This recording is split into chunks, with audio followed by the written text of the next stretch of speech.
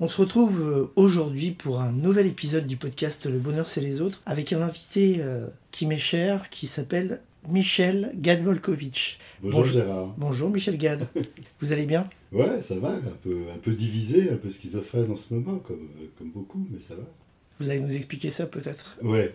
Alors moi je D'accord. voudrais juste dire simplement que vous êtes un psychanalyste, un professeur, mais au-delà vous êtes un penseur, vous êtes un analyste au sens large du terme et pas seulement de la psyché, et vous êtes un acteur engagé. Ça va si je dis tout ça? Bah, c'est gentil. Je crois que c'est gentil plutôt. Ouais. Mais alors comment vous vous présentez-vous? Quand quelqu'un vous connaît pas, vous dites simplement je suis psychanalyste ou vous dites autre chose? Comment vous vous présentez? Ah, écoutez, quand c'est dans un domaine professionnel, je suis obligé de dire je suis psychanalyste, professeur de psychopathologie, etc., etc., etc. Maintenant, en dehors des milieux formels, je préfère dire voilà, Michel Gad-Volkovitch, fils de Joseph et de Rose Volkovitch, parce que si j'ai bien compris, Gérard, vous allez m'interviewer sur le bonheur. Oui, vous avez Et, bien compris. voilà. Et le bonheur, il se mesure sur le chemin qu'on a fait et ce à quoi on se croit fidèle, en tout cas, et qui nous paraît important. Et donc, d'où je viens, moi, en tout cas, est très important parce que c'est un repère constant. Je racontais à quelqu'un que j'aime bien, plus jeune, qui me disait qu'il était souvent intimidé dans certains, dans certains endroits, notamment quand il rencontrait des gens qui lui paraissaient importants, à lui en tout cas. Et je lui disais, moi, c'est marrant parce que euh, très vite, bon, j'ai eu l'occasion d'être invité dans des ministères, par des ministres, de la santé ou de l'université pour des raisons professionnelles, enfin pour des projets, etc. Et au fond, je me disais, mais finalement, qui sont eux et qui je suis? Moi, je suis un petit juif. Mes parents étaient de Pologne, d'un shtetl. Ils ont traversé tout ça. Ils ont connu toutes les épreuves que tu peux imaginer, Gérard. Et ils ont gardé une soif de vie incroyable, une appétence à la vie qu'ils nous ont transmis malgré la Shoah, toutes les horreurs qu'ils ont vécues. Et je me dis, moi je suis là. Moi je suis là et mes parents, bah, ils doivent être très fiers. Et je suis là, moi j'ai rien à perdre, quoi. Je veux dire, on est des conquérants. Alors on nous en veut aussi un peu, mais voilà, moi je conquiers la vie et j'en profite. Et j'essaye d'être moi-même. Et le fait d'arriver à être soi-même dans n'importe quelle circonstance, on sait que c'est pas aussi facile que ça, ni pour personne. Là, je crâne un peu en disant ça, mais je crois que si on arrive à être à peu près comme on pense que c'est bien d'être et être soi-même, je pense qu'on peut être, je dirais pas heureux, mais en tout cas bien, quoi. Voilà, en tout cas bien. Donc voilà, c'est ces références. C'est pour ça que je me présente comme je suis le fils de mes parents. Et je suis fier, je suis fier de ça. Et s'ils le sont, j'imagine que de temps en temps ils le sont, bah, ça me rend heureux.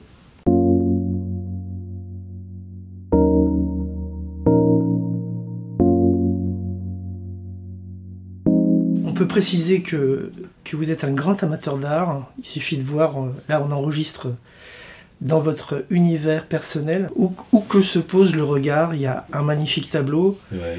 où il y a une sculpture, où il y a, enfin surtout des tableaux, hein. Il y a surtout des tableaux, mais il y a aussi Il y a des sculptures ailleurs. quelques sculptures. Ouais, Ouais. ouais. Donc vous êtes un grand amateur d'art aussi. Je peux même pas dire ça, Gérard, tu Ah sais. bon? Écoute, je m'y connais un peu à force, quoi. Mais pour moi, l'art n'est pas sacré. C'est comme les fonctions, là, on parlait des gens qu'on rencontre. Ce qui compte, c'est les gens. C'est les rencontres. Alors, ça peut être une rencontre souvent avec des personnes. Et c'est toujours d'ailleurs avec des personnes. Derrière les œuvres d'art, il y a toujours des personnes. Euh, il se trouve que moi, j'ai commencé à m'intéresser à l'art tout à fait par hasard, on pourrait dire après une histoire d'amour avec quelqu'un qui s'intéressait à ça. Et comme j'étais amoureux, elle me traînait dans les galeries, etc. Et puis après, j'y allais plus parce que voilà, quoi. Et puis après c'est des rencontres d'amitié. Il se trouve que j'ai rencontré des artistes et que j'ai aimé ces artistes. Et donc, j'ai aimé leurs œuvres. C'est très transférentiel, quoi. Mes grands copains, c'est Ofer Lelouch, c'est Alain Kleinman, c'est Gérard Garouste, etc. C'est des hommes que j'aime, c'est des amis, c'est comme des frères. Et par exemple, quand j'ai rencontré Offer la première fois, quand j'ai vu une exposition d'Offer, je me disais, quel narcissique celui-là. Vraiment, c'est formidable, c'est vachement bien fait, c'est magnifique, etc. Mais franchement, qu'est-ce que c'est que ce type? Et puis quand je l'ai rencontré, évidemment, ça a transcendé tout et j'adore ce qu'il fait et ça me parle surtout parce que c'est une affaire, encore une fois, de rencontre. Ça me parle, ça m'aide à vivre, ça m'aide à créer, à penser et à ressentir des choses, à m'étayer dessus, voilà. Pour Alain, évidemment, c'est pareil. Pour Alain Kleinman, c'est comme un frère et tout ce qu'il fait, ça résonne. Donc ça m'aide à penser, ça m'aide à ressentir des choses, à me donner des représentations. Jacques Garou, c'est pareil. Je veux dire, avant, moi j'étais très insensible à son art, c'était très classique, c'était un peu baroque, c'était des représentations de mythes juifs, grecs, romains, etc., etc. Moi, j'y connaissais pas grand-chose à tout ça et ça me touchait pas beaucoup. Et puis, il se trouve que j'ai rencontré l'homme et tout a changé. C'est-à-dire, ça a pris sens, ça a ouvert des sens pour moi, dans tout sens à penser et sens émotionnellement. Et donc voilà, c'est vrai que j'ai eu la chance de rencontre en rencontre, de rencontrer beaucoup d'artistes, ou ceux que j'ai pas rencontrés, comme Rothko, qui a été mon premier amour artistique. C'était quand même dans le contexte d'une histoire d'amour, c'est-à-dire j'avais été un peu abandonné, je me suis retrouvé à la Fondation Rothko totalement par hasard à Houston, et je pense qu'il y a eu quelque chose d'une présence comme ça. En plus, j'ai découvert, je ne savais pas que Rothko c'était Rothkovich et qu'il venait de la même région que mes parents. Et donc il y a des choses qui se sont rencontrées, qui ont fait. C'est comme une histoire amoureuse, une rencontre amoureuse. On ne sait pas pourquoi au départ. On le sait souvent après pourquoi on a été tombé amoureux. Donc c'est des histoires comme ça. Donc pour moi l'art n'est pas sacré, mais c'est vrai que des œuvres d'art, de certaines figures, ça me porte et j'aime bien m'entourer de ça en tant que psychanalyste en plus. Alors je suis quand même dans mon cabinet beaucoup de temps, avec des choses qui varient beaucoup d'une relation à une autre dans une journée. Et je crois que j'ai eu besoin d'une stabilité, comme ça, d'une fiabilité, d'être bien en moi, chez moi, avec des choses qui me parlent, qui m'apaisent, qui m'aident à associer, etc. Et, et j'ai été à l'encontre de beaucoup de psychanalystes, puisque, comme tu vois, Gérard, c'est pas du tout neutre. C'est pas la neutralité de certains psychanalystes qui ont des murs blancs avec une œuvre abstraite et un masque africain. Alors que moi, je trouve que c'est pas neutre du tout, justement, de mettre ça. Et ce qui est formidable, c'est que pour les patients, au fond, on s'aperçoit que ça fait 10 ans qu'ils ont le même tableau devant ou la même sculpture devant eux, ils ne l'ont pas vu. Et d'un seul coup, tiens, c'est nouveau ça. C'est-à-dire que ça montre que ça parle d'autre chose et que ça s'inscrit aussi dans la relation et dans le moment où ça leur parle ou pas, quoi. Donc vous êtes venu à la rencontre, si je comprends bien, d'œuvres, après avoir rencontré les artistes. Pas toujours, des fois c'est le contraire. Ouais. Mais est-ce que vous avez rencontré l'artiste Michel Gad-Volkovitch, ou vous n'êtes pas du tout artiste? Ah, écoutez, là, non, à toi, je peux dire quand même. Personne nous écoute. Personne. D'ailleurs, personne n'a vu qu'on est passé du vouvoiement au tutoiement. Voilà, Personne. absolument. C'était mon ami. Alors, écoute, si, ça fait pas mal d'années que, notamment quand je suis chez moi en Israël et que j'ai l'espace, j'ai un peu le temps. Et puis j'aime cette terre, quoi. Je veux dire, ça fait partie du bonheur. J'aime Israël, j'aime cette terre, c'est important pour moi. Et je peins. Alors je peins un peu en cachette, c'est-à-dire pas un peu en cachette justement de mes amis artistes, parce que bon, ils le voient quand même quand ils viennent chez moi. Mais, donc ça veut dire que vous ne peignez pas quand vous êtes à Paris, mais quand vous êtes en Israël, vous peignez. J'ai peint. Ouais. Il y a 20 ans peut-être, je descendais dans ma cave. Maintenant, elles sont toutes bourrées, donc je peux même plus y rentrer. Ma femme vous dirait ça. Je peignais dans ma cave à minuit, à 1h du matin. Ça me faisait du bien et j'avais besoin de ça. C'est devenu un besoin. J'avais commencé avec mes enfants à faire des collages, etc. Comme j'étais nul en dessin et en peinture, je faisais des collages avec eux. Et puis finalement, voilà, j'y ai pris un peu goût. Et avec la rencontre de mes copains, ça m'a donné quand même envie. Donc voilà, donc j'ai arrêté. Vous savez, à À l'époque, soit je descendais à la cave, soit on faisait autre chose, soit j'allais jouer au tennis avec mes copains à minuit, à Forest Hill, etc. Ça peut être un art. Quand c'est bien pratiqué, ça peut être un art. Ben oui, tout peut être un art. Je veux dire. Mm. Vous savez, mon père, alors, par rapport à l'art, mes parents étaient comme beaucoup de juifs. D'abord, c'était pas leur culture, la peinture. Hein. Mon père venait d'un milieu, en Pologne, il était à la fois chassid et à la fois sioniste, il y avait des mélanges comme ça.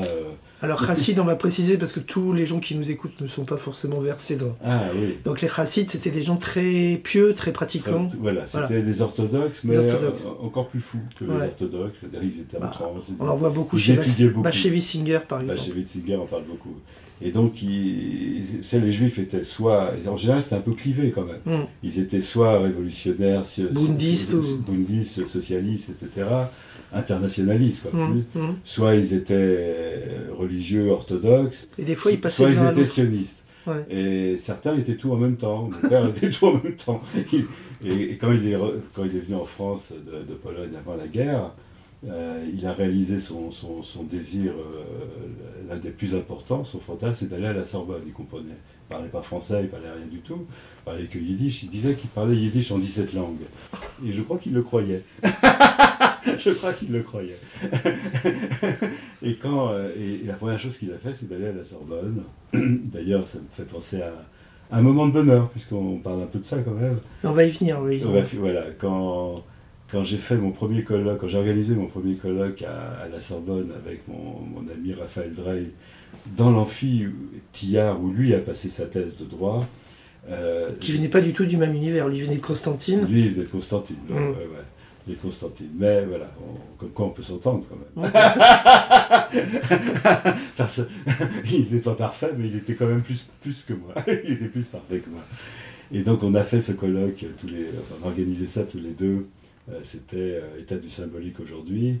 Et c'était très émouvant pour tous les deux de le faire à la Sorbonne, parce que ça me faisait mon père qui avait rêvé et qui avait été là-bas. Bon.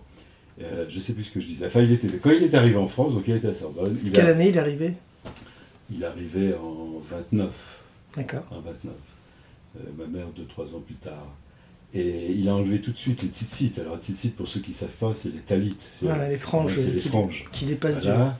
Il a enlevé tout ça, il s'est coupé aussi les paillotes. Les paillettes. Et il s'est inscrit au Bétard, parce qu'il était sioniste, mais jabotinskien. D'accord. Voilà. Et tu sais que c'est un truc incroyable quand même. Tous les mêmes qui sont venus de la même ville, Tomaszów, Mazowiecki, ils ont fait venir. Donc ils étaient très jeunes, il faut rappeler quand même qu'ils n'avaient rien, ils étaient pauvres, c'était la misère quand même. Bon.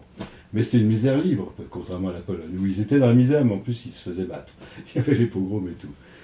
Et donc ils ont fait venir un prof de judo du Japon, Kawaishi, et j'ai jamais su, j'ai jamais demandé non plus. Il y a plein de choses comme toi, il y a des choses qu'on n'a pas demandé à nos parents, on se demande comment on ne nous a pas demandé. Ils ont fait venir un prof de judo du Japon, je ne sais pas comment ils l'ont convaincu de venir, c'était un type assez connu apparemment. Et ils sont devenus les premières ceintures noires en France de judo. Ouais. Ce petit groupe, ils étaient 8 ou 9, j'ai une photo quelque part, ils étaient 8 ou 9 de Tomaszów Mazowiecki, ces petits juifs-là, ils sont devenus les premières ceintures noires de judo en France, tu te rends compte ? Ouais. C'est quand même incroyable. C'est quelque chose qu'on ne trouvera pas sur l'historique de la Fédération française de judo, ça c'est sûr. Je sais pas, j'ai jamais regardé. Il faudrait creuser, mais je crois pas. J'ai jamais regardé, mais c'est assez formidable. Pour revenir à cette idée dont j'ai un tout petit peu parlé tout à l'heure en référence à mes parents qui nous ont transmis, c'est cette force de vie, encore une fois, malgré les déportations, la Shoah, les pogroms, la misère, enfin bon, je ne veux pas, etc. Ils avaient une force de vie incroyable. Qui nous ont transmis un courage, une détermination, une générosité, etc. Et là, c'est ça, cette force de vie, voilà, ils ont fait ça quand même. Rien que d'y penser, c'est quand même incroyable. Incroyable. Donc voilà, ils nous ont, à nous de mériter ça, quoi.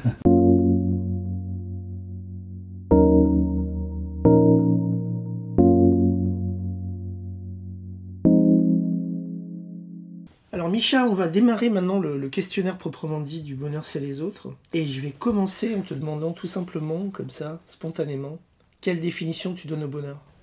Waouh, Vaste programme, comme Bon, disait le général de Gaulle. j'espère qu'il y en a d'autres qui ont séché sur cette question, Ah oui, oui, pas enfin, seulement moi. Écoute, j'ai un peu répondu tout à l'heure. Je ne sais pas si oui. au cours de l'entretien d'autres réponses me viendront, mais écoutez, le bonheur, je crois que c'est d'essayer quelles que soient les épreuves, quel que soit ce qu'on vit, d'essayer d'être soi-même et d'être comme on pense que c'est bien d'être. Non pas pour l'image qu'on veut se donner aux autres ou pas, mais d'être authentique en tout cas. Et peut-être te permettre, quand c'est possible, quand il y a une vraie relation à l'autre, de l'être aussi avec soi. C'est-à-dire que c'est une vraie rencontre, une vraie relation, quoi. Que ce soit avec des amis, que ce soit moi avec des patients, que ce soit avec ma famille, etc. C'est ce qu'on peut rêver de mieux. Tu sais. Moi, je pense à mes enfants, par exemple. Des fois, j'ai l'impression qu'ils m'échappent, même souvent, de plus en plus d'ailleurs, parce qu'ils ont plus 6 ans. Et je suis très admiratif quand je vois que devant moi, ailleurs je sais qu'ils pensent très bien, ils sont eux-mêmes, etc. Mais que devant moi, ils sont libres de penser comme qu'ils sont libres de penser, d'être eux-mêmes, même si c'est pas évidemment comme moi je pense, ou de la même façon, ou de la même truc. Moi je suis très admiratif et c'est pas forcément facile à accepter, on a des sentiments d'ambivalence dans ces moments-là. On voudrait qu'ils pensent plus, qu'on soit plus sur la même longueur d'onde sur certaines choses, mais en même temps il n'y a rien qui me rend plus heureux, plus fier et plus heureux, quoi. Et je me dis, bon, si j'y suis un petit peu pour quelque chose, d'avoir accepté et de leur avoir permis d'être eux-mêmes, même si c'est pas toujours facile, c'est formidable, quoi. Ça me rend heureux. Je voulais t'interroger aussi par rapport au titre du podcast, il s'appelle Le bonheur, c'est les autres. Donc j'ai Ah, souvent expliqué que c'était une réponse à Sartre qui disait l'enfer, ouais, c'est les autres. Le bonheur, c'est les autres, ouais, c'est une conception du bonheur qui est une conception du bonheur partagé. C'est le ouais. fait que il est difficile d'être heureux seul dans son coin ou sur son île déserte. C'est quelque chose qui te parle en tant que psychanalyste, c'est-à-dire on peut difficilement avoir un bonheur complet s'il n'est pas partagé. D'abord, je me permettrai de te répondre sur le mot bonheur complet. Je ne crois pas qu'il y ait un bonheur complet. Je ne crois pas qu'il puisse y avoir un bonheur complet. Je crois qu'il y a des moments de bonheur qui peuvent être très intenses et qui peuvent donner le sentiment de plénitude. Mais de plénitude forcément partielle pas continue. Hein. Euh, alors, en ce qui concerne la phrase de la référence à Sartre, écoute, je dis d'autant plus volontiers que Sartre est un philosophe catastrophique, que comme beaucoup, quand j'avais 15-16 ans, je trouvais ça formidable. Il faut être responsable, enfin, c'est que, etc. Bon. On avait l'impression. L'existence précède l'essence. Voilà, on a l'impression d'être des héros quand on sortait une phrase comme ça. Hein. Et en fait, on s'aperçoit, c'est comme la phrase l'enfer c'est les autres, c'est comme la phrase on est juif dans le regard de l'autre. C'est l'autre qui nous fait juif par son regard, etc. Évidemment, c'est absurde, c'est faux, et c'est pas bon. Hein, je crois que c'est à nous de construire notre identité. Ça peut, bien sûr, que la confrontation aux autres peut être aussi une confrontation à l'autre en nous. C'est-à-dire, quand il y a des contradictions, quand on nous renvoie des choses, c'est très bien que ça nous force à penser et que ça nous amène à nous confronter à des pensées contradictoires, à des pensées ambivalentes, à des pensées conflictuelles. Et ça fait partie de la pensée, de l'indéfini de la pensée. Ça. En ce sens, effectivement, je dirais que le bonheur, c'est les autres. C'est d'abord l'autre en soi, c'est-à-dire accepter l'autre en soi, avec, encore une fois, les doutes, le conflit qu'on peut vivre par rapport à des choix qu'on peut faire, etc. Et de ne pas les fuir, de ne pas les éviter. Et encore une fois, dans la rencontre avec les autres, de leur permettre aussi de pouvoir penser contradictoirement avec nous et donc en eux-mêmes. Alors est-ce que le bonheur, c'est les... Voilà, moi je me méfie beaucoup du mot autre parce que encore une fois, je pense que l'altérité en soi, c'est-à-dire accepter qu'on a un manque, accepter qu'il y a des choses qui nous échappent, accepter qu'on est un peu dissocié, etc., c'est un moteur. C'est un moteur pour désirer, c'est un moteur pour chercher, pour trouver, pour découvrir, pour penser en soi-même, etc. Mais souvent, beaucoup de philosophes ont idéalisé, notamment certains autour de nous qui les idolâtrent, comme Lévinas ou même Spinoza, nous ont amenés, alors est-ce que c'est eux ou pas, je ne suis pas assez philosophe pour le dire, mais on a l'impression qu'on est tombé dans une sorte d'idolâtrie de l'autre. Hein, même en politique, hein, il y a une sorte d'idéalisation de l'autre.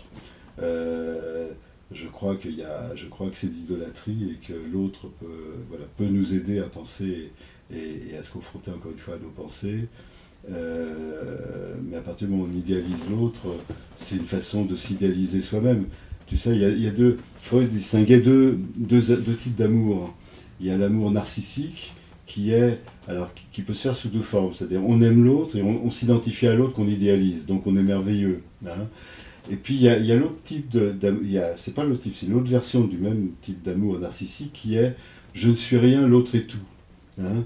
Sous une forme apparemment masochiste. Mais c'est la même chose, c'est deux versions opposées d'un même amour narcissique. Hein.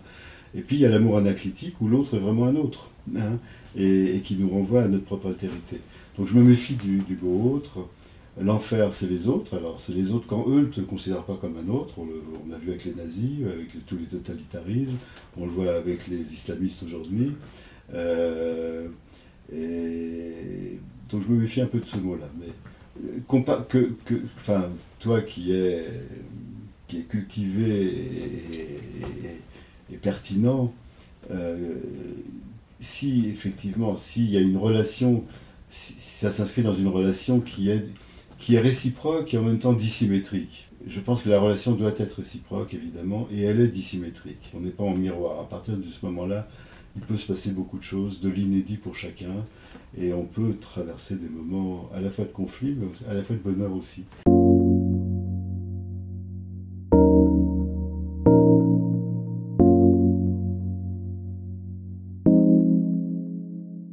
Si je te demande quel souvenir heureux remonte de ton enfance, tu me dirais quoi? Un souvenir qui te remonte comme ça spontanément de ton enfance. Écoute, le souvenir qui me vient là, mes parents étaient très, comment dire, plus que modestes. Hein. Ils étaient chemisiers sur mesure, c'est-à-dire qu'ils étaient artisans, il n'y avait pas toujours du travail. Quand il y avait du travail, ils travaillaient jour et nuit et ils étaient contents d'avoir du travail. Alors, donc c'était difficile quand même. Bon. Mais ils nous protégeaient complètement de ces soucis-là. On ne se rendait pas compte, quoi, du tout, hein, de ces difficultés. Et donc le souvenir, c'est quelquefois tard. J'ai l'impression, peut-être c'est un souvenir écran, hein, mais en tout cas ça vient comme ça, tard, avant de se coucher, on buvait, alors quand j'étais petit c'était du lait et mon père de la vodka, quand j'étais plus grand je buvais de la vodka avec lui, certainement mon frère aussi, et puis il y avait des sortes de caviar qui étaient certainement du faux caviar, parce que des petits œufs de quelque chose, mais c'était comme si c'était du caviar. C'est-à-dire, on avait l'impression comme ça d'être des rois en famille comme ça. Et voilà, c'est ce qui me vient. Mais je ne sais pas si c'est un vrai souvenir ou pas. Ça devait ressembler à ça, de toute façon, quand même. Mais ça symbolise un petit peu une façon de vivre, quoi.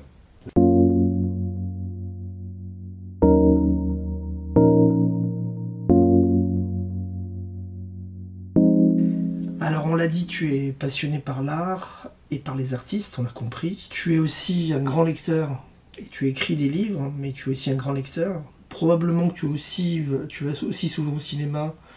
Moi, ce que je voudrais savoir, c'est soit un livre, soit un film, soit une pièce de théâtre, ou bien encore un auteur, c'est-à-dire toute une bibliographie. Qui t'a marqué ou qu'est-ce qui t'a marqué de façon indélébile et pourquoi? Alors, un auteur, sans conteste, Elie Wiesel. Elie Wiesel. Sans conteste. Parce que je l'ai... Tu l'as connu? Non. Non. Si, je l'ai rencontré. Je l'ai rencontré Ouais. beaucoup plus tard.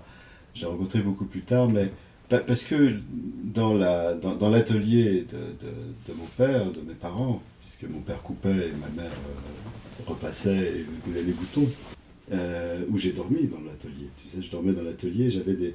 Alors j'aurais pu dire, c'est Singer, parce que il y avait des machines Singer, tu sais, des machines à coudre, et j'ai déjà raconté ça, tu m'as peut-être entendu le dire. Je crois que c'était un cousin, parce que il était... j'étais au milieu. Non, malheureusement, Senghar n'était pas un cousin. Voilà. Et donc, il y avait des livres, il y avait des tissus, il y avait des tissus, et puis il y avait des livres. Et les livres, c'était quoi? C'était des livres sur la Shoah, quoi. Sur la Shoah ou sur Israël. Hein. Et donc, j'ai été amené, alors comme j'étais au DROR en même temps, c'était un groupe sioniste socialiste où je suis rentré à 7 ans ou un truc comme ça, on était quand même très formaté.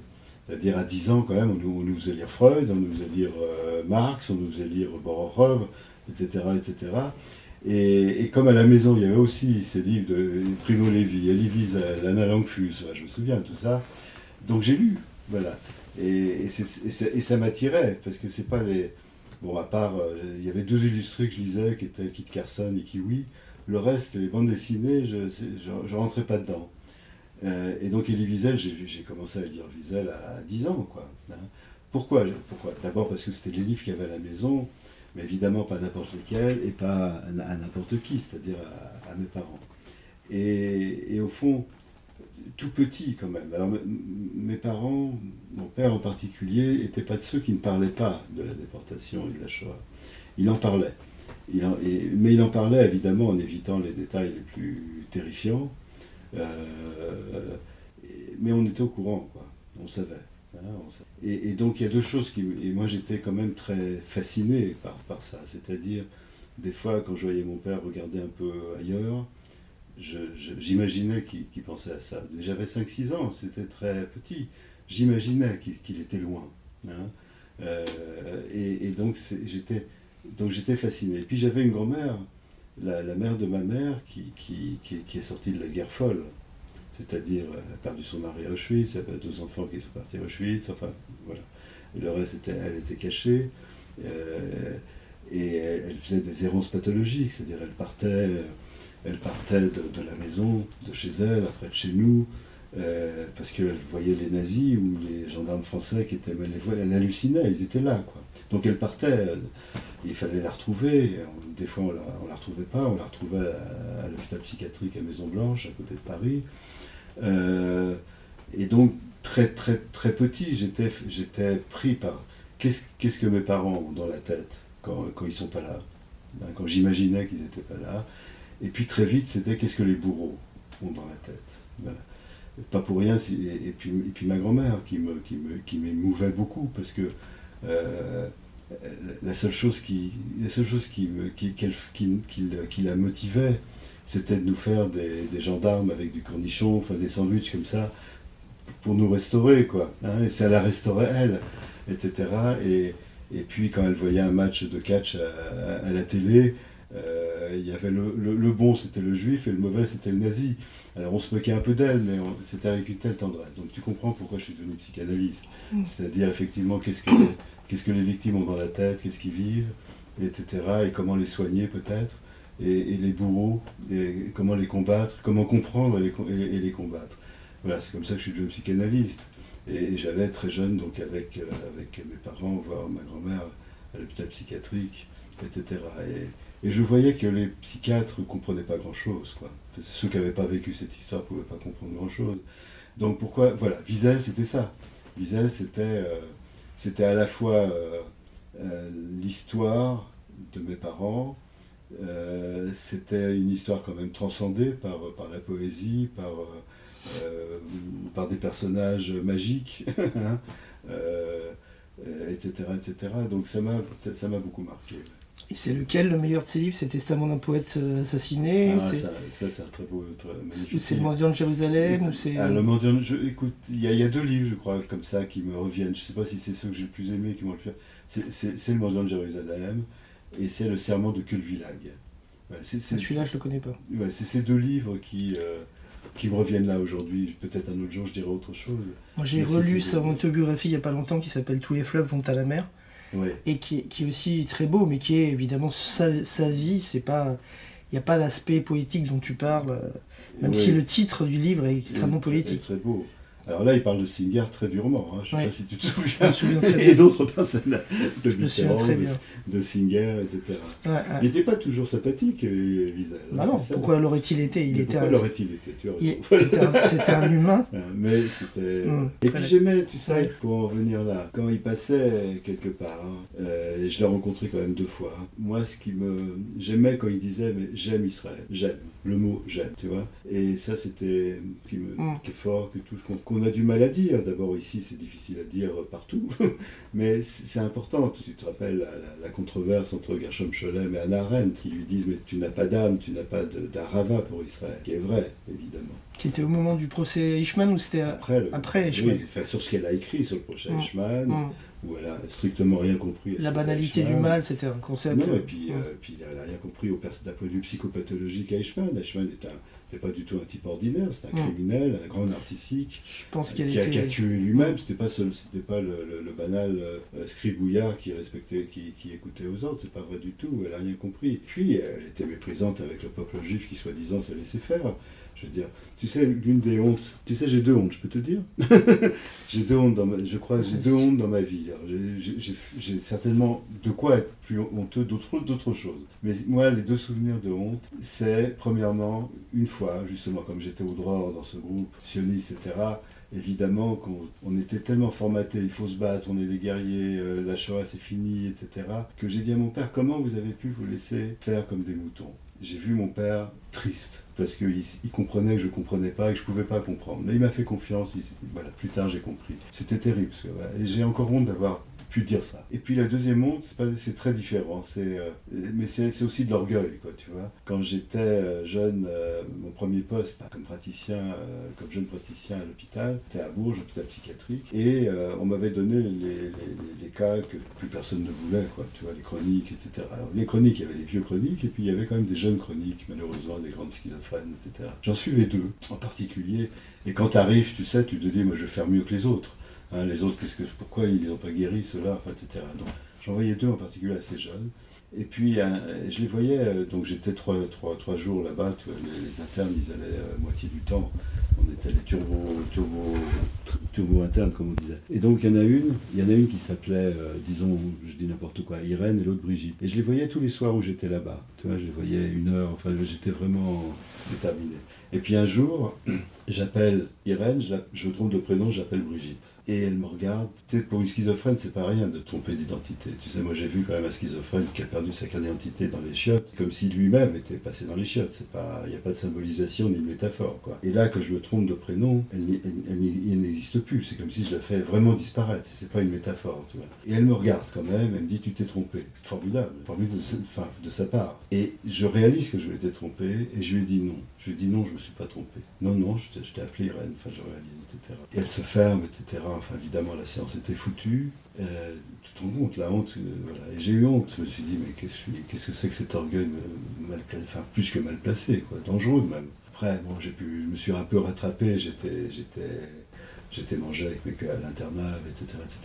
Et ça m'a travaillé. 3 heures du matin, j'appelle le surveillant du pavillon et je lui dis, est-ce que vous pouvez réveiller Irène, je voudrais lui parler.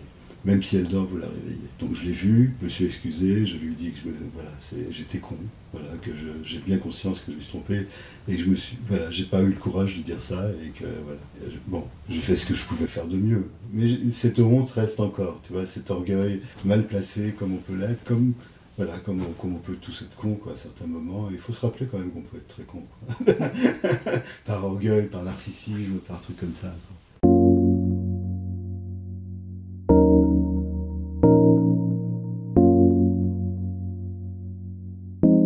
Alors, on a parlé du livre, en tout cas de l'auteur qui t'a le plus marqué, qui est Elie Wiesel. Maintenant, on va parler d'un autre sujet qui est de quoi dans la vie tu ne voudrais jamais te priver, sous-entendu, pour être heureux, ou en tout cas pour essayer d'être heureux, puisque on a bien compris que le bonheur chez toi, c'est pas quelque chose qui est une quête absolue, un peu comme chez Yankelevitch d'ailleurs. Ouais. Donc est-ce qu'il y a quelque chose dont tu te dis si on me l'enlève, l'existence sera sinon impossible, du moins très compliquée, quoi. Écoute, je pense à une seule chose, c'est ma femme et mes enfants. Voilà, enfin, je vois pas d'autre chose plus absolue que ça. Donc on pourrait t'enlever tes tableaux, par exemple. Ouais. On pourrait t'enlever Ouais. même ton métier. On pourrait tout enlever si tu as... Voilà, Ouais, c'est ta ouais. femme et tes enfants. Ah, oui, Le cercle familial ouais, ouais. le plus proche. Oui, enfin, écoute, moi je serais pas ce que je suis. Je parlais de mes parents, mais sans ma famille, sans ma femme et mes enfants. Je veux dire, vraiment. Et puis j'aurais pas envie d'être. Non. Écoute, le reste, tu sais, bon, je dis pas que je suis pas attaché à plein de choses. Hein. Moi, je suis un bon vivant, je profite de ce que.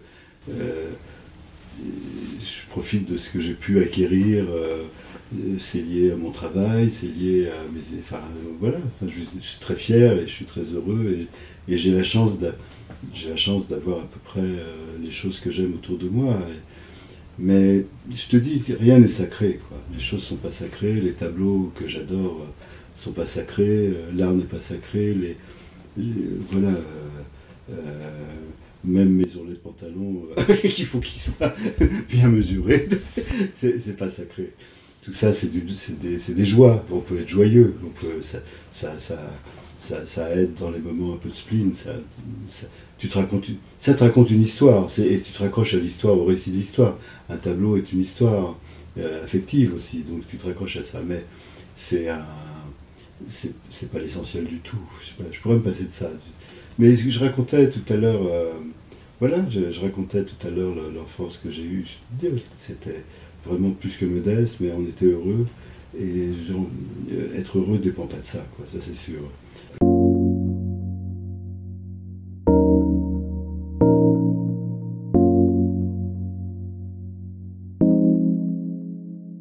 Alors on a compris que ton bonheur vient pas du matériel, en tout cas Non. le matériel est sinon accessoire, du moins il arrive après tout le reste, et il arrive notamment après la famille. Mais quel est ton rapport qu'est-ce que tu pourrais me dire, non pas de ton rapport à la religion ou à la pratique, parce que ça ne me regarde pas, mais ton rapport à la spiritualité en général. Et j'ai envie de dire, et c'est une question Ouais. qui est très freudienne, c'est ton rapport à la mort. Voilà, comment tu te positionnes par rapport à la mort? Est-ce que tu as une vision très cartésienne, ou au contraire, tu imagines qu'il y aurait peut-être quelque chose après? Voilà. Donc, c'est quoi ton rapport à la spiritualité, à l'esprit et aussi à la mort? Wow. Non, mais je sais, c'est des sujets vastes, mais et des sujets Écoute, compliqués. la spiritualité, Freud emploie un mot qui est la Geschichtlichkeit, qui réunit à la fois la spiritualité et l'intellectualité. Hein. Alors si la spiritualité va du côté essentiellement du religieux, ça ne me satisfait pas.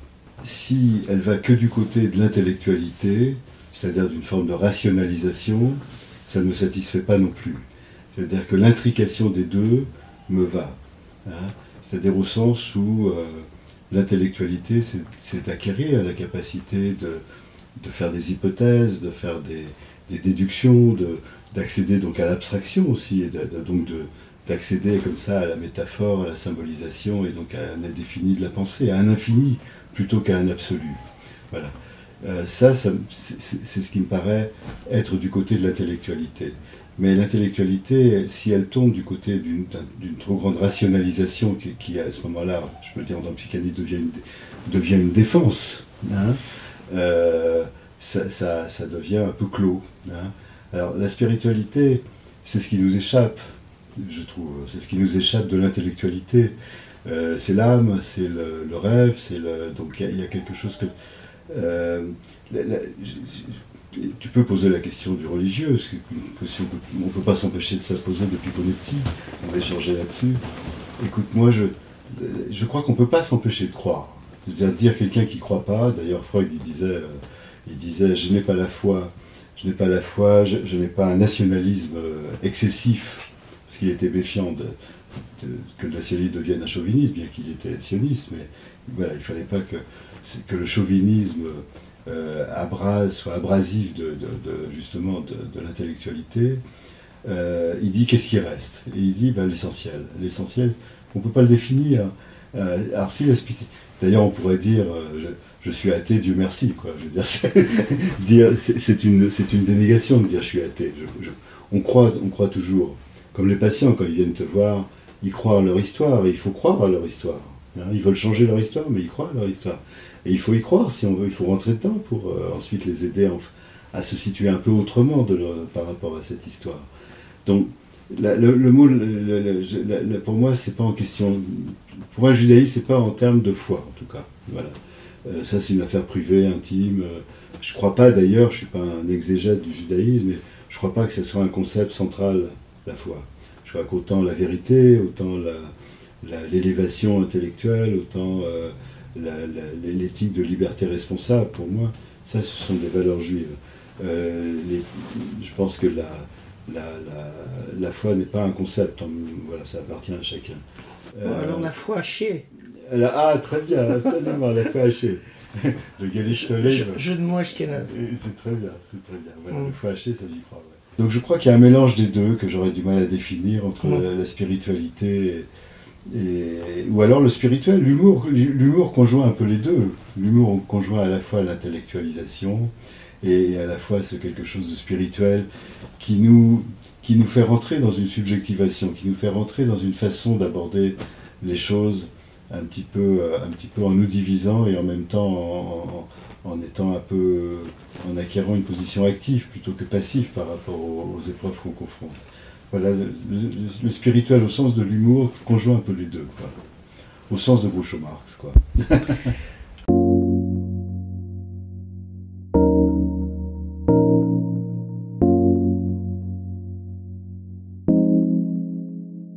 Alors justement, puisqu'on parle de mots, et on parle de jeu de mots, parlons langage. Et pour toi, c'est quoi le mot de la langue française que tu préfères? Ou alors celui auquel tu penses là, à la seconde où on se parle? Le mot qui te vient. Ou alors ton mot préféré, si tu as un mot préféré. Écoute, le mot qui me vient, c'est désir. Désir. Voilà, désir. Et alors, est-ce que tu peux expliquer pourquoi, ou ça t'est venu comme ça, sans explication? Ça m'est venu comme ça, mais j'assume. Je veux dire, je sais pas si c'est mon mot préféré, mais c'est un des thèmes qui est le plus exploré par la psychanalyse, le désir. oui, parce que voilà, oui, parce que le désir, c'est ce qui nous impulse. Hein. Le désir, c'est d'abord le fantasme. Hein. Le fantasme, ça veut dire on est capable de rêver, on est capable d'imaginer, et les objets ne précèdent pas le fantasme, c'est le fantasme qui va créer les objets. Hein. Et donc c'est ces mouvements du désir qui fait qu'il nous décentre aussi, c'est-à-dire, c'est comme le rêve, on est sujet, mais on ne va pas s'incarner dans l'objet qu'on désire. C'est un moteur, c'est ce qui nous fait imaginer, c'est ce qui nous fait créer, c'est ce qui nous fait, y compris des choses comme l'amour, on crée l'amour aussi, et c'est très bien comme ça. C'est pas quelque chose d'absolu. Écoute, je crois que si, quand même l'un des grands mots que beaucoup de gens vivent, c'est la dépression. Mot MAUX. Hein. Voilà, Oui. MAUX, mais le mot dépression revient à chaque... Quand quelqu'un va pas bien, je suis déprimé. Bon. Et il faut pas que cette dépression, il faut pas que ce soit un état gelé et glacé, quoi. On peut en faire quelque chose, et je crois que sortir de la dépression, en tout cas élaborer la dépression, c'est quand même accéder au fantasme, à l'imagination et donc au désir. Donc voilà, je ne veux pas fétichiser le désir, hein, ça ne veut rien dire. On ne va pas dire aux gens désirer, mais c'est vivant, quoi. C'est le mot vivant. Hein. C'est ce qui nous porte, y compris en dehors de nous-mêmes, hein, qui nous dépasse.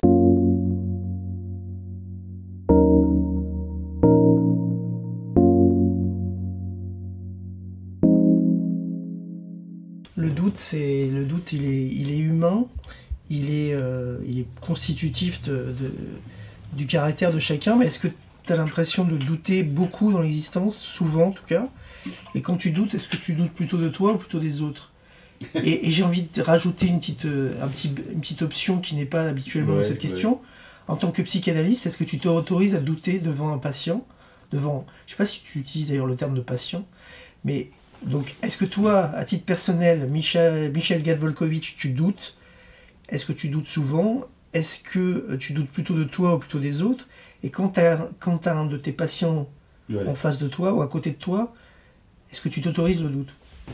Tu sais, ça fait bien de dire je doute. Mm. Hein, ça fait bien. Mm. Ça veut dire que vraiment, tu te mets en question constamment, etc. Je ne vais pas jouer au faux modeste et au faux doute.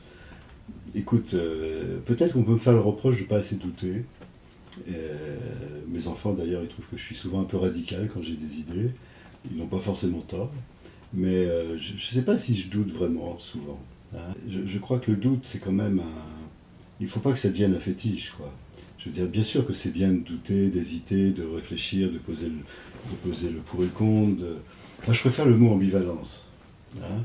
C'est-à-dire, ambivalence, ça veut dire à la fois je désire ça, je désire même penser ça. Hein, je choisis cette pensée-là, elle me plaît plus qu'une autre. Pas seulement je choisis tel objet que je désire, mais je préfère penser ça. Euh, et en même temps, comme tout objet d'amour, il est aussi un objet d'ambivalence, c'est-à-dire ce qu'on aime le plus, on peut le haïr quand cet objet, que ce soit une personne ou autre chose, n'est pas exactement comme on voudrait qu'il soit. Hein. D'où les relations compliquées entre les parents et les enfants, dans les couples, etc. Hein, tu n'es pas ce que je croyais, c'est commun dans un couple quand même. Et comme par hasard, les couples se quittent souvent sur ce qui les a fait rencontrer vraiment. Hein. Tu m'as trompé sur la marchandise, ou tu n'es plus comme tu étais. Bon, tout ça est faux, évidemment. Moi, l'ambivalence est importante d'accepter notre ambivalence, c'est-à-dire de ce qu'on aime, ce qu'on idéalise, effectivement, en même temps de pouvoir critiquer, détester, haïr, remettre en question, etc. Parce que c'est vraiment la base de la pensée. Hein. Parce qu'on se sent coupable en même temps de cette ambivalence. Et cette ambivalence, cette culpabilité, peut être l'objet d'un travail psychique et pas seulement comme dans d'autres cultures, de l'absolution qui évacue un petit peu trop facilement ça. Donc le doute... Mais est-ce que tu te considères comme un scientifique? Ou ta profession n'est pas scientifique? Écoute, je pense qu'elle est... Freud disait, et c'est comme ça que je le vis, comme tu sais, j'ai écrit un bouquin avec certains collègues sur 16 psychanalystes ouvrent leur cabinet, Ouais. qui nous a fait réfléchir sur notre rapport au lieu, à notre pratique, à notre généalogie qui fait qu'on est arrivé là. Je pense que c'est à la fois une méthode scientifique et en même temps un art. Là, on rejoint la question de l'intellectualité. Je te demandais ça parce que on estime en général que le doute est vraiment la base de la science. Oui. Et que bon, il y a des activités humaines où le doute est constitutif ou bien est un élément majeur. Par exemple, en matière de justice, bon, oui. La formule est un peu simple, le doute profite à l'accusé, mais on dit aussi que... Quelquefois, c'est le contraire. Oui. Contre l'accusé. On est d'accord.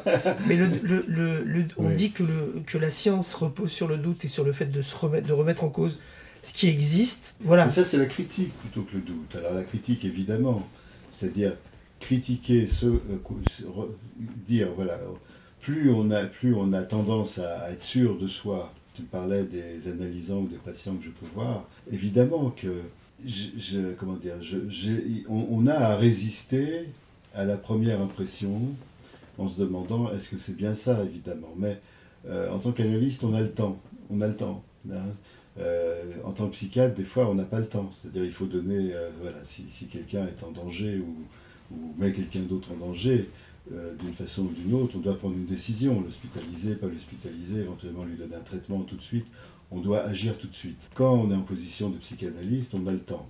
On doit simplement se demander, tiens, est-ce qu'on est capable, est-ce qu'on se sent capable, est-ce qu'on a envie de passer 10 ans, de faire ce voyage avec ce quelqu'un, avec ce qu'on perçoit de son archaïsme, de son narcissisme, de ses symptômes, de sa névrose, de tout ce qu'en 2-3 séances, les 2-3 premières, il nous fait penser. Est-ce qu'on va pouvoir vivre avec ça, et est-ce qu'on va pouvoir raisonner avec ça, est-ce qu'on va pouvoir être en interrelation avec ça, etc., etc. Ou est-ce que c'est pas pour nous à ce moment-là? Voilà. Le doute est plutôt de ce côté-là. Est-ce que c'est pour nous? Est-ce que c'est une bonne indication? Et est-ce que c'est pour nous à ce moment-là dans notre économie psychique? Mais je ne le mets pas en doute, je le mets en termes de critique. C'est-à-dire, d'un côté, on peut avoir envie, de l'autre, on peut se dire, tiens, là, il y a peut-être quelque chose que je ne vais pas pouvoir aborder en ce moment, qui est peut-être trop compliqué ou trop évident, hein, et que je vais pas être assez à la bonne distance. Mais c'est pas du doute. C'est un mot dont je me méfie, tu as compris, parce que c'est un mot presque philosophique. Mm. La psychanalyse n'est pas de la philosophie. Mais alors toi, tu doutes pas, mais enfin, tu doutes pas. En tout cas, tu te méfies du doute. J'essaie de conflictualiser ma pensée, c'est pas pareil. Mais quand, par exemple, Anne Sylvestre chante «J'aime les gens qui doutent», toi, t'aimes pas les gens qui doutent? Ils t'emmerdent, les gens qui doutent? Non, ça m'emmerde pas, mais je te dis, ça peut être une attitude narcissique. C'est devenu une attitude narcissique, tu vois, je doute, ça fait bien. C'est artificiel, quoi. Et puis, il y a des gens, c'est bien de douter, mais il y a un moment, il faut y aller, quoi. Bon, moi, il y a un moment, il faut décider. Il faut décider, et il faut y aller. Il faut prendre position. Je parle pas seulement en politique, mais dans des situations. Et donc, à force de douter, ça peut être quand même un symptôme névrotique, etc. Donc c'est pas que je les aime ou pas. Si on fait quelque chose du doute, si ça fait penser, encore une fois, c'est pour ça que je préfère parler de conflictualité. J'ai envie de ça, je pense ça, mais je peux penser aussi autre chose. Et à ce moment-là, on fait un choix. On fait un choix où on fait pas un compromis pas au sens de compromission, mais on se dit, bon, voilà, le bon équilibre, c'est à la fois de prendre quelque chose de cette pensée-là et quelque chose de cette autre pensée. Est-ce qu'il y a une coexistence possible? Le mot doute, je me méfie, mais je n'ai rien contre spécialement. Hein, c'est pas... mais la méthode scientifique, elle est là, si tu veux, pour moi, la freudienne en tout cas. C'est, justement, je parlais de désir, on peut être attiré par une pensée, par une pratique, etc. Ça parle de notre subjectivité. Le désir parle de notre subjectivité. Il faut qu'on ait conscience, et ça c'est la règle fondamentale chez l'analyste, et je pense chez tout homme, hein, parce que je ne fais pas de l'analyste un paradigme de tout homme, hein, mais c'est-à-dire on doit être conscient de notre subjectivité, de ce qui nous attire, de ce qu'on a envie, etc., pour pouvoir le mettre de côté et devenir un petit peu plus objectif. Si quelqu'un qui se dit je suis objectif, sans avoir réfléchi sur d'abord sa subjectivité, sur ce qui l'attire, sur ce qu'il est tenté de penser, sur ce qu'il est tenté d'attendre de l'autre, etc., c'est une illusion. Hein. Donc voilà, dans ce sens-là, il y a quelque chose de scientifique, c'est de prendre conscience de ce qui nous attire pour pouvoir le mettre de côté et pouvoir être plus en rapport avec le réel.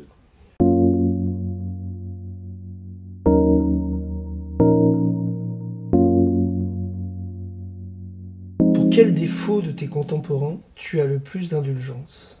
Si tant est que tu aies de l'indulgence. Ah, je crois que je suis indulgent avec les gens que j'aime. Je suis bienveillant avec les gens que j'aime. Oui. Ouais. Avec les autres, je crois que j'ai plus de difficultés de l'être. Mais est-ce qu'il y a un défaut, tu te dis, bon, c'est pas grave, voilà, c'est... Écoute, c'est quelqu'un qui... Je peux être bienveillant avec quelqu'un qui est sincère. C'est-à-dire... bête mais sincère. Non, pas bête, mais qui peut se tromper, qui peut dire une bêtise, je sais pas, que moi je trouve une bêtise, ou qui ne va pas... Mais quelqu'un qui est sincère avec lui-même, je veux dire. Voilà, j'ai beaucoup de... T'as plus de mal avec les hypocrites, quoi. Bah, les hypocrites, c'est pas forcément... Les gens qui sont pas sincères avec eux-mêmes sont pas forcément hypocrites. Ils volent une image d'eux-mêmes, quoi. Ils veulent se raconter des histoires. Et moi, je vois moi, j'ai beaucoup d'admiration pour beaucoup de mes patients, parce qu'il faut être très courageux pour faire une analyse. Parce que sinon, d'abord, ça sert à rien. Je veux dire, ils viennent parce qu'ils veulent être mieux dans leur vie et comprendre des choses qui les empêchent peut-être d'être mieux dans leur vie. Et souvent, ils ont une sincérité avec autant qu'ils peuvent, avec leur histoire, avec les sentiments, avec les fantasmes, avec tout ça. C'est pas facile, hein. Et souvent, j'ai beaucoup d'admiration, cette sincérité avec soi-même, c'est-à-dire même d'aller à l'encontre de soi-même. D'ailleurs, on parlait de scientifiques, les grands scientifiques, comme Freud, comme Einstein, ils ont été à l'encontre d'eux-mêmes, à l'encontre de leur culture, à l'encontre de leur savoir, à l'encontre de plein de choses.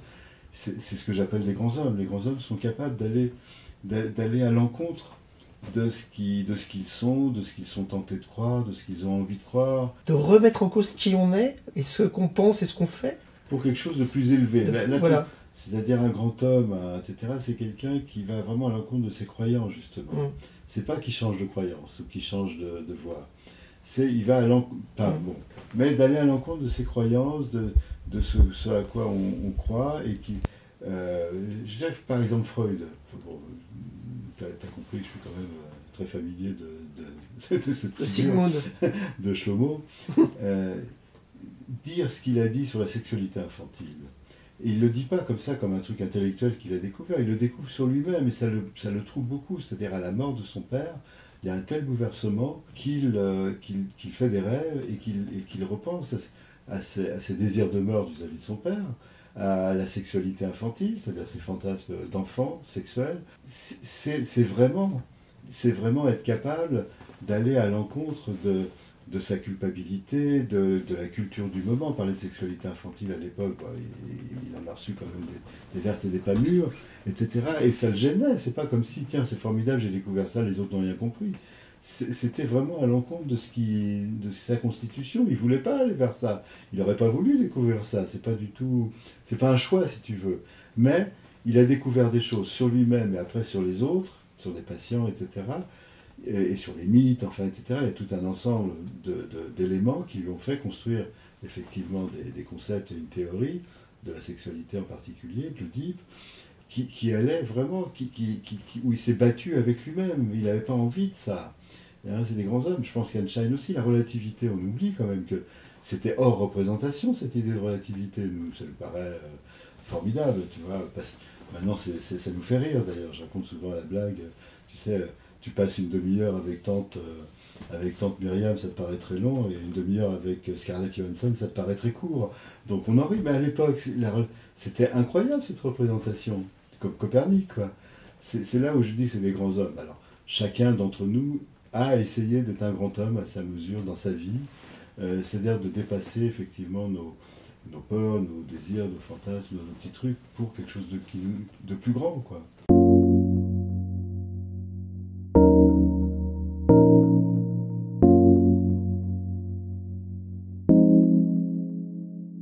Alors on va terminer, après on fera une petite conclusion, mais on va terminer par une question qui peut t'effrayer en tant que psychanalyste, mais parce qu'elle est un peu binaire et un peu artificielle, mais Ouais.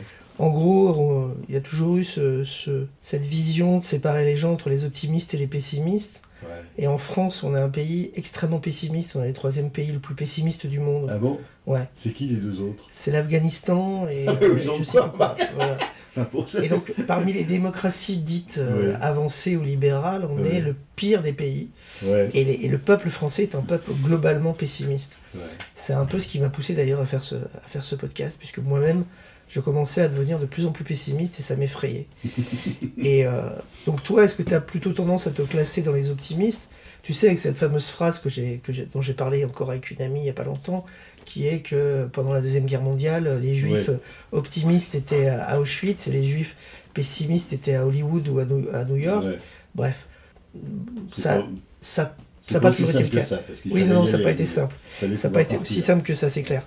Mais donc, est-ce que tu te classes parmi plutôt les optimistes et devant l'avenir qu'on nous vend dans les médias, etc., qui est quand même un avenir très très bouché, est-ce que toi, tu arrives quand même à trouver des éléments, des sources, des ingrédients qui te font dire quand même qu'il y a des choses à espérer pour l'avenir?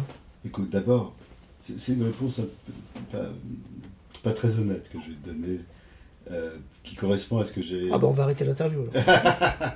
Non, ça correspond à ce que j'ai dit sur la foi. C'est-à-dire, à Mhm. la fois, je n'ai pas la foi, et à la fois, on ne peut pas s'empêcher quand même de croire un peu, quoi, à quelque chose. Voilà. Et, écoute, j'ai envie de dire, et c'est pas forcément vrai, je suis ni optimiste ni pessimiste, mais je suis Bien au contraire. bien au contraire. Non, je suis optimiste pour moi. Pour moi, ça veut dire quoi? Ça veut dire que la question ne se pose pas. C'est comme la croyance, encore une fois. C'est-à-dire, il y a un problème, il faut y aller. Enfin, mes parents, encore une fois, m'ont transmis, et puis l'amour de mes enfants aussi m'a transmis quand même ce désir, ce besoin de combattre. Voilà, de combattre les épreuves, de surmonter les épreuves. Pas forcément de réussir, parce que ça, voilà, malheureusement, on réussit pas, on n'est pas sûr de réussir, et on ne réussit pas tout ce qu'on voudrait. Mais au moins de les affronter. D'ailleurs, c'est ce que les enfants demandent. Les enfants ne demandent pas à leurs parents d'être des Superman. Ça, c'est pas vrai du tout. Ça les écrase plutôt. Et puis, on ne l'est pas de toute façon. Mais ils ont besoin de voir quand même qu'on est un peu courageux et qu'on va essayer. Et donc, ça, je suis optimiste parce que, pour moi, parce que je sais que jusqu'à maintenant, je peux le faire. Je peux essayer, d'affronter. On a tous eu des épreuves, voilà, et comme toi, moi et tout le monde. Voilà. Et je sais que j'ai acquis, ou on m'a transmis les deux à la fois, la capacité et l'idée quand même raisonnable qu'il faut y aller, quoi, quand il y a des épreuves. Donc, de ce côté-là, je suis, à la fois, je ne te réponds pas, je suis ni optimiste ni pessimiste, mais je le fais, quoi. Donc, sur moi.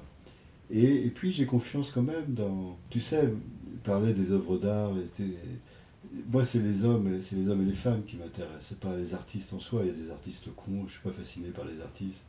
Je suis admiratif et un peu interrogatif par la capacité de création qu'ont certains, qui peuvent être n'importe quoi, pas forcément des artistes. Et ça, parce qu'encore une fois, ça résonne chez moi. Mais moi, c'est les hommes. Et quand on a la chance, comme toi, Gérard, qui était une belle personne, C'est gentil. comme tu es, non, mais c'est vrai. Quand tu es entouré de gens que tu as choisis, quand tu as pu, dans le cours de ta vie, t'entourer de gens que tu estimes et que tu aimes, et qui t'estiment et que tu aimes, voilà, et que tu es avec eux, quelles que soient les épreuves, et ben c'est déjà une raison de te dire, bon, la vie c'est bien, quoi. C'est un choix de la vie. Tu choisis les gens autour de toi, et quand tu es arrivé, voilà. T'as pas besoin d'être optimiste ou pessimiste, tu sais que tu fais partie de quelque chose que tu as choisi en grande partie, et qui est bien, et avec qui tu vas affronter les choses, non? Et ça, c'est important, et c'est pour ça que dans mon séminaire, juste le titre, quand je mets autour de quelqu'un que j'aime, que j'apprécie, autour l'homme et l'œuvre. Je dissocie pas l'autre. Il y a des gens qui ont apporté des choses formidables, l'œuvre, mais qui ne sont pas des gens, à mon avis, qui m'inspirent, qui sont bien. Ça ne m'intéresse pas. Je peux être intéressé par une pensée de quelqu'un que j'aime pas beaucoup, mais quand même. Mais j'ai pas envie d'avoir des liens, j'ai pas envie de l'inviter, j'ai pas envie. Enfin, l'homme et l'œuvre. Et dans la vie, c'est comme ça. Et je crois que si on y arrive, on peut être optimiste parce que ça existe, ça.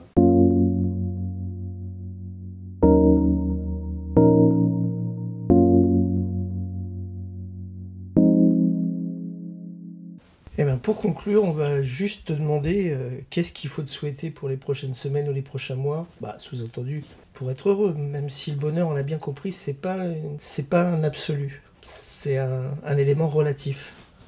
Bon, écoute, je sais que ton public est large, nombreux et large. Ouais. Mais écoute, tout à l'heure, on parlait du bonheur. Je disais qu'on est un peu schizophrène. En ce moment, on est un peu schizophrène, c'est-à-dire qu'à la fois, il y a ce qui se passe dans notre guerre avec les islamistes, avec le Hamas, et évidemment, on est déchiré, on est à mains égards, quoi. Et donc, je peux pas être heureux. Voilà, je suis inquiet, je suis déchiré, j'ai de la peine, de la rage, de l'espoir aussi, enfin, tout est mélangé. Bon. Et en même temps, dans ma vie, je suis plutôt bien. Donc on est schizophrène et je crois que c'est important d'essayer d'être bien quand même dans la vie, parce que d'abord c'est la vie, et on est entouré, il y a ce qui nous entoure, et puis c'est comme ça aussi qu'on peut, c'est que si on arrive à rester à peu près bien, à penser, on peut se battre, chacun à sa façon, chacun avec ses moyens, etc. Bon, tu le fais, je le fais, etc. Donc écoutez, la première des choses, c'est voilà, qu'on arrive à sortir, à se redresser. Je crois que c'est le cas en Israël, qu'on se redresse, en France aussi, qu'on se redresse devant la destructivité. Et la destructivité, c'est pas un mot abstrait. Il y a derrière la destructivité des exterminateurs physiques, des exterminateurs idéologues, hein, ce qu'on d'autres appellent les idiots utiles. Écoute, si on arrive à gagner cette guerre, il faut la gagner à la fois militaire, à la fois humaine, civilisationnelle. Je crois que ça sera déjà une base pour redevenir apaisé et goûter, regoûter ou goûter mieux ce qu'il y a de formidable dans ce qu'on vit, chacun et collectivement. On peut pas dissocier le singulier et le collectif. Voilà. Eh bien, on te remercie pour ce passage dans le podcast. On a été long, mais on a été, je pense, intéressant. Ouais. On n'a pas trop parlé de sexualité, je te le c'est dois. normal. Je dois avouer que c'est un sujet, à part une personne depuis Oui. le début du podcast, puisqu'on en est à peu près, on est à plus de 60 épisodes maintenant, Ouais. et à part une personne qui m'a parlé de sexualité, toutes les autres n'ont pas parlé de sexualité. Alors que... Qui c'est? Alors je me rappelle plus. Oh, bah non, Mais je t'as sais pas que- marqué sur sa sexualité. Non. là. Mais c'était pas moi, parce que je me suis auto-interviewé. Enfin, plutôt c'est ma femme qui m'a interviewé récemment. Ah, alors tu pouvais pas tout Mais lui dire. non, je pouvais pas tout dire. Et notamment, quand tu as dit que c'était beaucoup lié au fantasme, etc., Absolument. j'allais pas avouer. Non, surtout Alors, pas. elle en connaît probablement quelques-uns, Oui, mais il ne faut voilà. pas qu'elle connaisse tout. Voilà, il faut quand même garder un Faut qu'elle jardin élimine. secret. Oui. Mais bon, effectivement, c'est une de mes sources de curiosité et d'interrogation. Pourquoi personne n'aborde la sexualité alors qu'on est bien d'accord qu'elle est théoriquement constitutive du bonheur. Je veux dire, Oui, la sexualité en tout cas, fait partie relation de la... amoureuse. Voilà. Et Bien sûr. la relation amoureuse et la sexualité fait partie de la relation amoureuse. Et ben voilà, effectivement, on n'a pas parlé beaucoup de sexualité, mais comme je crois, je vais révéler un secret à nos auditeurs, on va aller manger un bout là, à l'extérieur, on va peut-être parler de On sexualité, va aller au ou pas, fumoir, tous les deux. on ou va pas, se- ou pas, ou pas. Ouais, Bon, en c'est tout du- cas, merci beaucoup Michel Gall, et qu'on appelle familièrement Micha entre nous. Pour les intimes. Voilà, hein. voilà pour les intimes. Et merci beaucoup, et puis peut-être à bientôt. Merci, Gérard. Au revoir.